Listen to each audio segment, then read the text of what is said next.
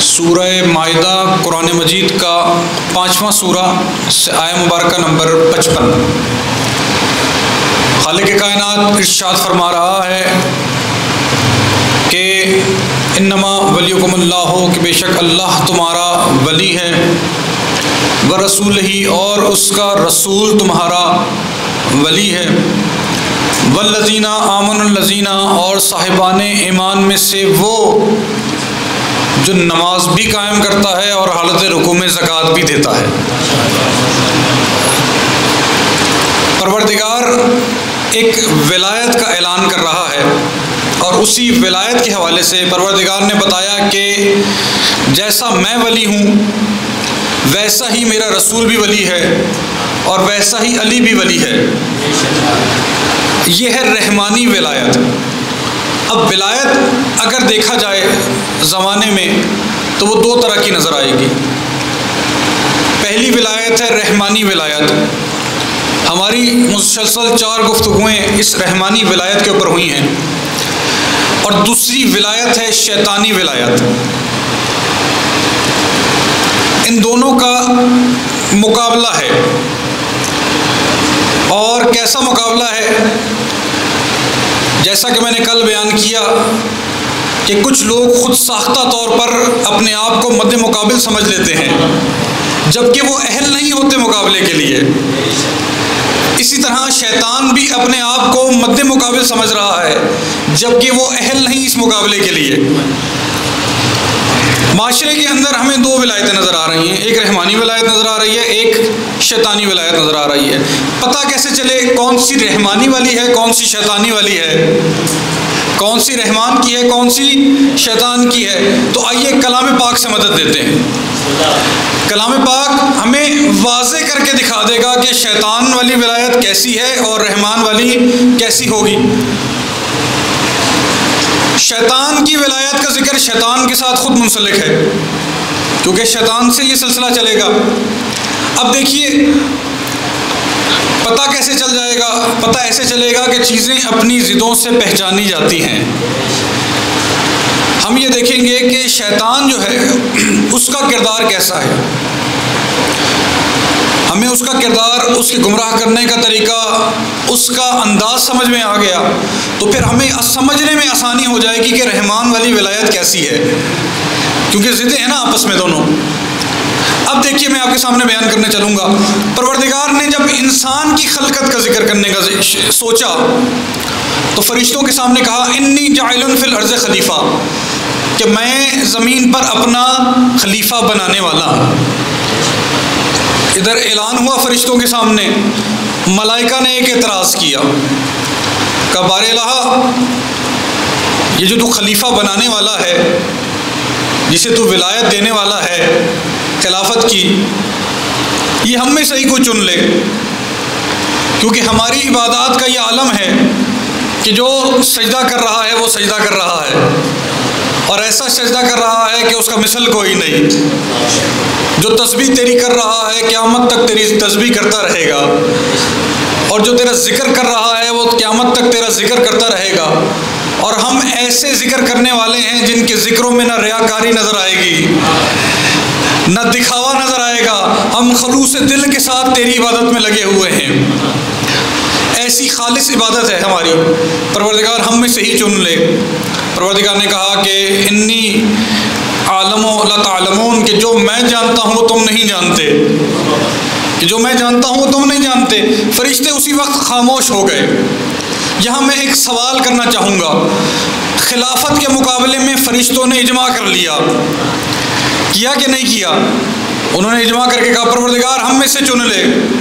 پروردگار پہلی منزل پر سمجھانا چاہ رہا ہے، دیکھو میری خلافت جو ہے، توجہ ہے سب حضرات کی، میں سب حضرات کی توجہ کا خصوصی طالب ہوں، کہ جو میری خلافت ہے اس کے مقابلے میں پہلا اجماع معصوموں نے کیا ہے، لیکن مجھے معصوموں کا اجماع قبول نہیں۔ خالی معصوم نہیں ہیں، ان کی عبادات میں کوئی ان کا مثل نہیں ہے، ایسے عابدوں کا اجماع بھی مجھے قبول نہیں۔ کیوں؟ کیونکہ میں خلافت کا منصب اسے دوں گا جو عصمت کے ساتھ ساتھ علم رکھنے والا ہوگا، عصمت کے ساتھ ساتھ علم رکھنے والا ہوگا۔ اب جو علم رکھنے منصب اس کو ملا. پروردگار نے کہا کہ ٹیسٹ ہوگا، اور ٹیسٹ کے لیے قانون یہ ہے، عدل الہی کا تقاضا یہ ہے کہ نصاب سب کو برابر پڑھایا جائے. ایسا ہی ہے کہ نہیں ہے؟ آپ لوگ بھی اسٹوڈنٹ ہیں اور اکثر اس میں اسٹوڈنٹ بیٹھے ہوئے ہیں اس مجمع کے اندر. پیپر اگر آؤٹ آف کورس آ جائے تو پہلا بائیکاٹ اسٹوڈنٹ خود کرتا ہے اور کہتا ہے سر یہ آپ نے کیسے سوال دے دیے، تو ہمیں پڑھائے ہی نہیں تھے. یہ جو سبجیکٹ آپ نے ہمارے سامنے رکھا ہوا ہے یہ تو ہم نے پڑھا ہی نہیں. تو عدل الہی کا تقاضا یہ تھا کہ نصاب دونوں کو برابر پڑھایا. اب ٹیسٹ لیا گیا، جب ملائکہ کے سامنے رکھا تو ملائکہ پریشان ہو گئے، بیان نہیں کر سکے. اور جب آدم کے سامنے رکھا تو آدم نے ان انوار کو دیکھ کر فرمانا شروع کیا، پروردگار ان نوروں میں سے کسی نور میں سے رحمت کی کرنیں پھوٹ رہی ہیں. یہ رحمت للعالمین کا نور نظر آ رہا ہے. ان نوروں میں سے ایک علی کا نور نظر آ رہا ہے، ایک بطول کا نور نظر آ رہا ہے، ایک حسن کا نور نظر آ رہا ہے، ایک نور حسین کا نظر آ رہا ہے، ایک باقر العلوم کا نور نظر آ رہا ہے، ایک جعفر صادق کا نور نظر آ رہا ہے، ایک موسیٰ کاظم کا نور نظر آ رہا ہے، ایک علی رضا کا نور نظر آ رہا ہے، ایک محمد نقی کا نور نظر آ رہا ہے، ایک علی نقی کا نور نظر آ رہا ہے، ایک محمد تقی کا نور نظر آ رہا ہے. پروردگار ایک نور حسن عسکری کا نظر آ رہا ہے، ایک نور امام زمانہ ہادی مہدی کا نظر آ رہا ہے.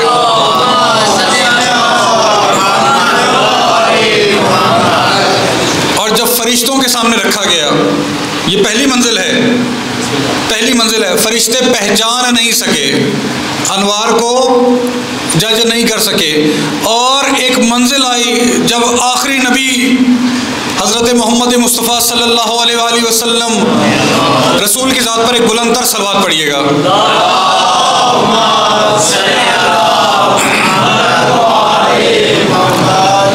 ایک دن اپنی بیٹی کے گھر تشریف لے گئے اور بیٹی سے کہنے لگے بیٹی ذرا چادر تو لے کر آؤ. اور چادر کے اندر پھر یہ نور دوبارہ سے جمع ہو گئے. ان نوروں میں علی کا نور بھی ہے، ان نوروں میں فاطمہ کا نور بھی ہے، ان نور میں حسن کا نور بھی ہے، ان نور میں حسین کا نور بھی ہے. جب یہ سب کے سب جمع ہو گئے پھر فرشتے گھبرا گئے، اور گھبرا کر جبریل جیسا استاد کہہ رہا ہے جو کبھی ان کے گھر میں جھاڑو دیتا ہوا نظر آتا ہے، کوئی کبھی ان کے جھولے جھولاتا ہوا نظر آتا ہے، اب جبریل جیسا استاد کہہ رہا ہے یا رب ہاؤلائی تحت الکساء، یہ چادر کے نیچے کون جمع ہو گئے ہیں.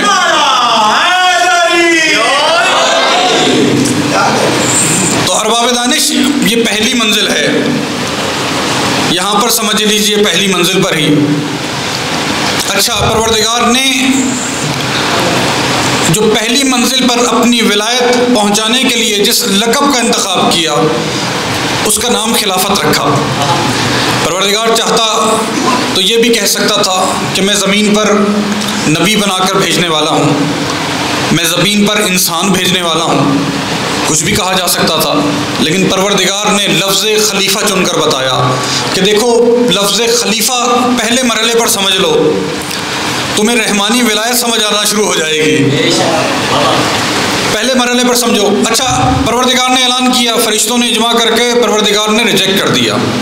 اب خالق کائنات نے اپنے ملائکہ کے سامنے کہا کہ دیکھو جب میں اس میں روح پھونکوں گا سب کے سب اس کی تعظیم میں سجدے میں گر جانا، اور اس دن ایسا ہوگا کہ ایک میری بارگاہ سے رجیم ہو جائے گا، تم میں سے ایک میری بارگاہ سے رجیم ہو جائے گا. اچھا، اب سارے فرشتے گھبرا گئے اور گھبرا کر اس کے پاس آئے جس نے رجیم ہونا تھا، اس کے پاس آئے. اچھا، رجیم ہونا تھا اس کے دل میں، اس کے بارے میں قرآن کہتا ہے وَكَانَ مِنَ الْكَافِرِينَ، وہ تو تھا ہی کافروں میں سے. اب جب تھا کافروں میں سے تو پروردگار پھر ملائکہ میں کیسے آ گیا؟ اب علماء اس کی تفسیر میں لکھتے ہیں، کہتے ہیں کہ یہ جو ملائکہ میں آیا اسے ملائکہ خود لے کر آئے. ملائکہ نے عبادت کو دیکھا، عبادت اتنی زیادہ نظر آئی، اتنی زیادہ عبادت نظر آئی کہ عبادت دیکھ کر ملائکہ نے کہا کہ پروردگار اگر اجازت ہو تو اس کو ہم اپنی صفوں میں لے آئیں. خالق کائنات نے کہا لے آؤ. اور اس کی وجہ کیا تھی؟ اس کی وجہ یہ تھی کہ پروردگار اگر انہیں اس منزل پر بتاتا تو ملائکہ کے لیے سمجھنا شاید مشکل ہو جاتا، کیونکہ انہیں عبادت کے ذریعے سے نظر آ رہا تھا، اس کی عبادت دیکھ کر نظر آ رہا تھا کہ یہ شاید ہم سے بھی افضل ہے۔ اب میں یہاں ایک جملہ کہنا چاہوں گا اپنے دوستوں کے لیے کہ دیکھو، کبھی لباس کو دیکھ کر یا اپنی جیسی عبادت کو دیکھ کر یہ نہ سمجھ لینا، توجہ ہے نا سمجھرات کی، کہ یہ ہمارے گروہ میں سے ہے۔ بعض اوقات استمرار سازش کر کر ایسا ہی تیار کر لیتا ہے نمونہ، ایسا ہی بنا لیتا ہے ہو بہو، اور وہ ایسا کام کرتا ہے کہ لگتا ہے کہ ہم سے زیادہ متقی ہے۔ تو ہمیں اس چیز پر الرٹ رہنا چاہیے کہ کہیں ہماری صفوں میں کوئی گھسپیٹیے تو نہیں بیٹھ رہے۔ اچھا، پروردگار نے کہا ملائکہ کو لے آؤ، اب لے آئے، فرشتے عبادت دیکھ رہے ہیں اور بہت حیران ہو رہے ہیں، کہہ رہے ہیں پروردگار اس کو ذرا اور بلند مقام دے دیجئے۔ ایک پہلے آسمان سے دوسرے پر آیا، دوسرے سے تیسرے پر آیا، تیسرے سے چوتھے پر آیا۔ اب پروردگار نے امتحان رکھ لیا آدم علیہ السلام والا، سارے فرشتے آ رہے ہیں اس کے پاس، درخواست کر رہے ہیں کہ ہمارے لیے دعا کرو، کہ کہیں پروردگار سے دعا کرو کہ بار الہ ہمیں اس دن اپنے عذاب سے پناہ دے، ہم پر رحم و کرم نازل فرما۔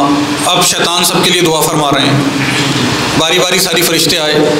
علامہ مجلسی لکھتے ہیں کہ اتنا متکبر تھا یہ، سب کے لیے دعا کر لی، اپنے لیے دعا نہیں کی اس نے، سارے فرشتوں کے لیے دعا کر لی اس نے۔ جب آدم علیہ السلام کے اندر روح پھونکی گئی، سب نے سجدہ کیا الا ابلیس، سوائے ابلیس کے۔ اور پروردگار نے سوال کیا ما امنا کا اذا مرتک، کہ جب میں نے حکم دیا تھا تو کیا چیز مانے ہو گئی تمہارے درمیان میں کہ سجدہ نہیں کیا؟ کیوں سجدہ نہیں کیا؟ اب یہاں اس کے جوابوں کو غور سے سننا ہے۔ اس نے ایک جملے کے اندر کئی چیزوں کو کھول کے اشکار کیا ہے۔ کیا کہنے لگا؟ کہنے لگا کہ خلقتنی من النار، پروردگار آپ نے مجھے آگ سے خلق کیا ہے، اور آدم کو مٹی سے خلق کیا ہے۔ آگ افضل ہوتی ہے مٹی سے۔ اس کا یہ جملہ سننا تھا، خالق کائنات نے کہا نکل جاؤ تم رجیم ہو گئے میری بارگاہ سے، نکل جاؤ۔ اب اس جملے کے اندر غور کیجئے، بہت ساری چیزیں اس جملے کے اندر چھپی ہوئی ہیں، میں ایک ایک کر کے کھولنا چاہوں گا ان چیزوں کو۔ پہلی چیز جو اس نے اس جملے کے اندر کی وہ یہ کیا کہ اس نے خدا کے عدل پر شک کر دیا۔ کیسے شک کر دیا؟ عادل اسے کہتے ہیں جو برابری کا سسٹم رکھتا ہے۔ نعوذ باللہ، ایسا ہو نہیں سکتا کہ جو عادل ہو وہ کمتر کو افضل کے سامنے جھکا دے، ایسا ہو نہیں سکتا۔ اس نے عدل الہی پر شک کرتے ہوئے کہا کہ پروردگار نعوذ باللہ تو نے کمتر کو افضل کو کمتر کے سامنے جھکنے کا حکم دے دیا ہے۔ اسی لیے ہم نے عدل الہی کو اپنے اصول دین کے اندر رکھ لیا ہے کہ اچھی طرح اس پر گرپ کر لو، عدل الہی پر گرپ کر لو، ورنہ ایسا نہ ہو جس طرح شیطان کے اعمال منہ پر مار دیے گئے تھے، ہمارے بھی اعمال منہ پر مار دیے جائیں۔ دوسرا میسج اس نے کیا دیا؟ دوسرا میسج اس نے تکبر کو دیا۔ اسی لیے خدا کو تکبر پسند نہیں ہے۔ اس نے کیا تکبر کیا؟ اس نے کہا کہ پروردگار اپنی جتنی عبادت کرانا چاہتا ہے کرا لے، اپنے جتنے سجدے کرانے چاہتا ہے کرا لے، اس کو نہیں کروں گا، آدم کو نہیں کروں گا۔ تکبر کا میسج دیا۔ تیسرا اس نے میسج دیا اور ہمارے لیے بڑی آسانی کر دی۔ اب ہمارے لیے کیا آسانی کری؟ ہمارے لیے آسانی یہ کر دی کہ ہم پر بڑے اعتراض ہوتے ہیں، جی آپ یہ کیا کپڑے کو بوسہ دیتے رہتے ہیں؟ علم کو جب ہم بوسہ دینے جاتے ہیں تو ہم پہ اعتراض ہوتا ہے، جی یہ کیا کپڑے کو بوسہ دیتے ہیں، یہ کیا لکڑی کو چومتے رہتے ہیں، یہ کیا گھوڑے کو چومنے چلے جاتے ہیں آپ، یہ کیا تعزیے اٹھاتے رہتے ہیں، یہ اعتراضات ہوتے ہیں ہم پہ۔ اب اس کا جواب اس نے یہاں پر دے دیا اور کیسے دے دیا؟ دیکھیے اس نے جو اعتراض کیا سامنے موجود مادے کو دیکھ کر اعتراض کیا تھا کہ آدم کا مادہ مٹی تھا، اس نے یہ نہیں دیکھا تھا کہ آدم کے پیچھے نسبت کس کی تھی، حکم کس کا تھا۔ اب اگر کوئی تمہیں اعتراض کرتا ہوا نظر آئے، کیا کپڑے کو بوسہ دے رہے ہو، کیا گھوڑے کو چوم رہے ہو، سمجھ لینا یہ وہ نہیں، شیطان بول رہا ہے، کیونکہ شیطان کی عادت ہے مادے کو دیکھ کر اعتراض کرتا ہے، نسبت کو نہیں دیکھا کرتا۔ بلندتر صلوات پڑھیے گا۔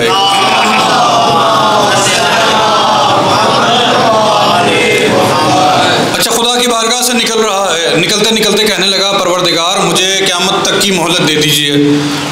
خالق کائنات نے کہا نہیں، ایک خاص وقت تک کی مہلت دوں گا۔ رگ رگ میں اس کی ابلیسیت بھری ہوئی ہے، شیطانیت بھری ہوئی ہے۔ نکلتے نکلتے دروازے پر کہنے لگا میں آدم کی اولاد کو گمراہ کروں گا، دائیں سے بھی آ کر گمراہ کروں گا، بائیں سے بھی آ کر گمراہ کروں گا، سامنے سے بھی گمراہ کروں گا، پیچھے سے بھی گمراہ کروں گا۔ یہ شیطان جو ہے وہ یہ جملے بول کر نکلنے لگا۔ اب جب نکلنے لگا نا تو پروردگار سے آدم علیہ السلام نے درخواست کی، بار الہ یہ دشمن میرا ہے اور بدلہ میری اولاد سے لے رہا ہے۔ دشمنی کا تقاضا تو یہ ہے کہ اس میں ہمت ہے تو میرے سے آ کے بدلہ لے، اولاد سے بدلہ لے رہا ہے۔ تو معلوم ہوا شیطان اسے کہتے ہیں جو اولاد سے بدلہ لیا کرتا ہے۔ اچھا، پروردگار نے کہا آدم گھبرانا نہیں، آدم پریشان نہیں ہونا، کیونکہ یہ شیطان ہے بھول گیا ہے کہ خالق کائنات نے 4 نہیں 6 سمتیں بنائی ہوئی ہیں۔ یہ 4 سمتوں کا ذکر کر گیا نا، پروردگار نے کتنی سمتیں بنائی ہوئی ہیں؟ 6 سمتیں بنائی ہوئی ہیں۔ ایک اوپر کی سمت ہے اور ایک نیچے کی سمت، یہ 2 سمتیں ابھی باقی ہیں۔ اے آدم تیری اولاد آخری سانس آنے سے پہلے پہلے اگر اس سمت میں آ کر معافی مانگے گی تو بھی معاف کر دوں گا، اگر اس سمت میں آ کر معافی مانگے گی تو بھی معاف کر دوں گا۔ اب دیکھیے پروردگار نے ان دونوں سمتوں کے لیے کیا چیزوں کو رکھا۔ اس سمت کے لیے پروردگار نے رکھا نماز کو، سجدے کو، اور اس سمت کے لیے پروردگار نے رکھا دعا کو۔ اور ان دونوں چیزوں کے اندر پروردگار نے کچھ رازوں کو چھپا دیا ہے۔ اگر آپ چاہیں تو میں بیان کرنا چاہوں گا۔ ایک صلوات پڑھیے گا محمد والوں۔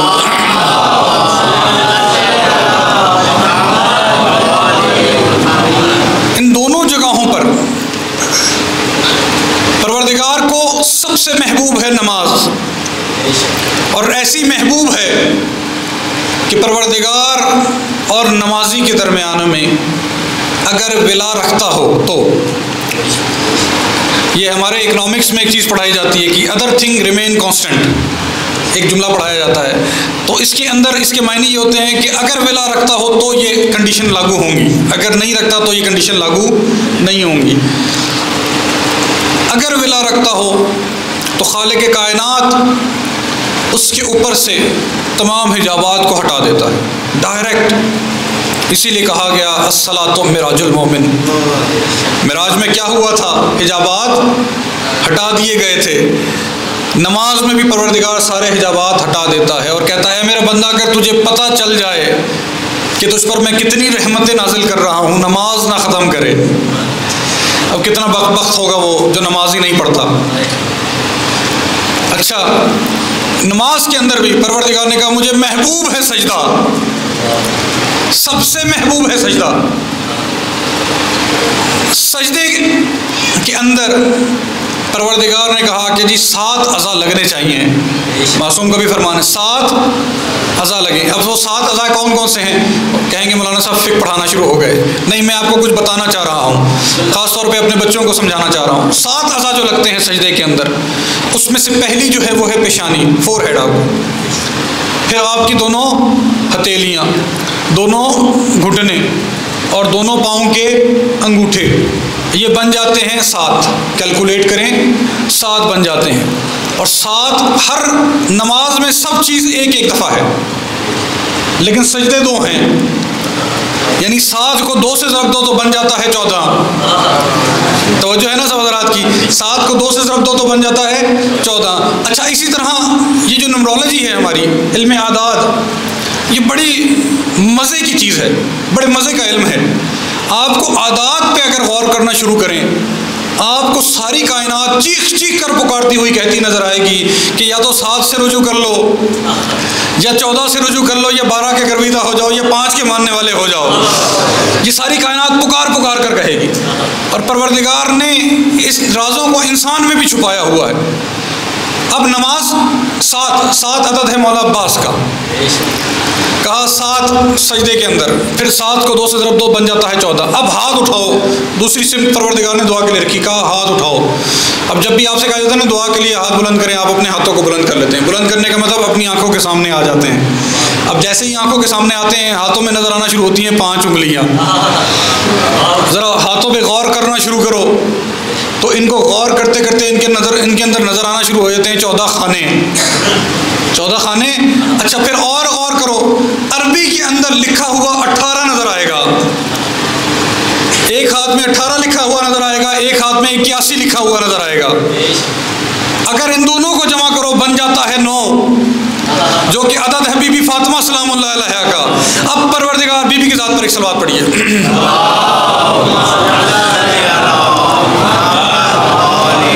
اگر اس ساری باتوں کو علم عادات کی روح کے ساتھ دیکھو تو علم عادات کی روح سے پروردگار یہ سمجھانا چاہ رہا ہے، اے میرا بندہ سمجھ جا، چاہے سجدے میں جا، چاہے دعا کے لیے ہاتھ اٹھا، جب تک ان 7 5 14 12 کا واسطہ نہیں دے گا میں تیری دعا قبول نہیں کروں گا، اور جب تو نے ان کا واسطہ دے دیا میں یہاں بھی قبول کروں گا، وہاں بھی قبول کروں گا۔ نعرہ تکبیر، اللہ اکبر، نعرہ رسالت، یا رسول اللہ، نعرہ حیدری۔ اچھا یہ ہے رحمانی ولایت اور شیطانی ولایت کا تقابل۔ اب تھوڑا سا اور آگے بڑھیے منزل سے۔ اس منزل کے اندر آپ یہ دیکھیے کہ شیطان جو ہے موسٹ پاورفل ایول ہے ان تمام ایولز کے اندر جن کا ذکر قرآن میں ہوا ہے۔ ایسا ہے کہ نہیں ہے؟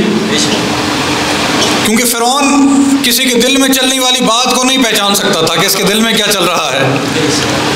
نمرود ایک ایریے میں بیٹھ کر دوسرے ایریے میں نہیں دیکھ سکتا تھا کہ وہاں کیا ہو رہا ہے۔ یہ واحد ایسا ایول ہے جو کسی کے دل میں چلنے والی بات کو پہچان لیتا ہے۔ ایسا ہے کہ نہیں ہے؟ پہچانتا ہے تبھی تو آگے گمراہ کرتا ہے، گمراہ کرتا ہے۔ اب اگر شیطانی ولایت رکھنے والا اتنی طاقت رکھتا ہے کہ دل میں چلتی ہوئی باتوں کو پہچان لے، تو رحمانی ولایت والا بھی اتنی طاقت رکھتا ہے کہ دل میں چلنی ہوئی باتوں کو پہچان لے۔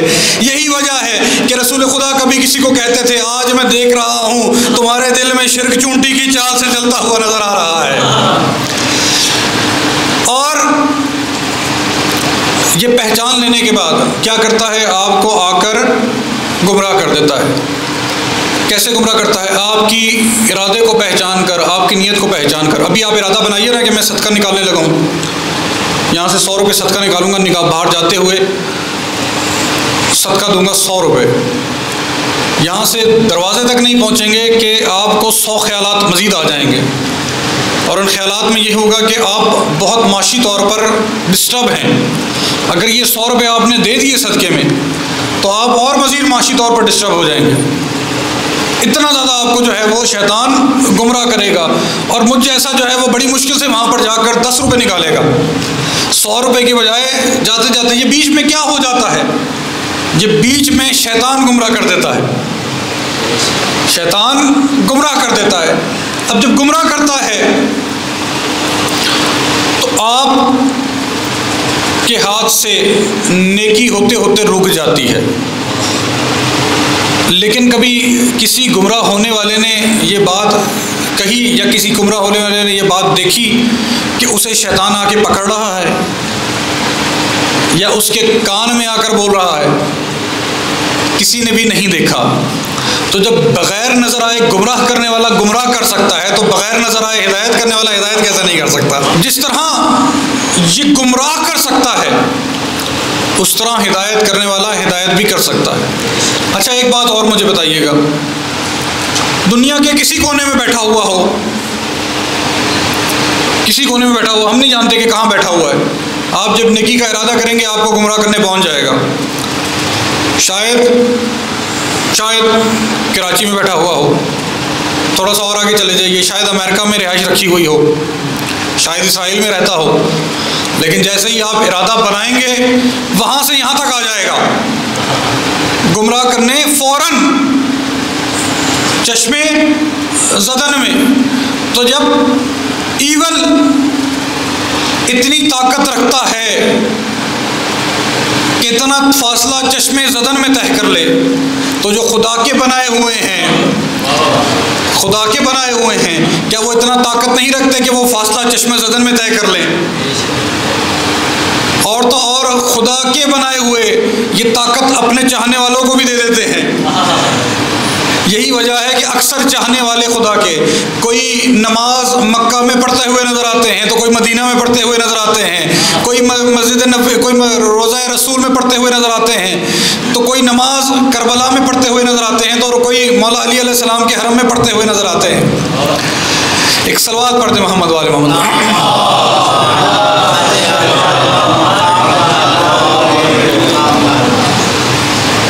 اچھا، یہ گمراہ کرنے والا ہے، بغیر نظر آئے گمراہ کر دیتا ہے، تو جو خدا نے ہدایت کرنے والے بنائے ہیں وہ بغیر نظر آئے ہدایت بھی کر دیتے ہیں۔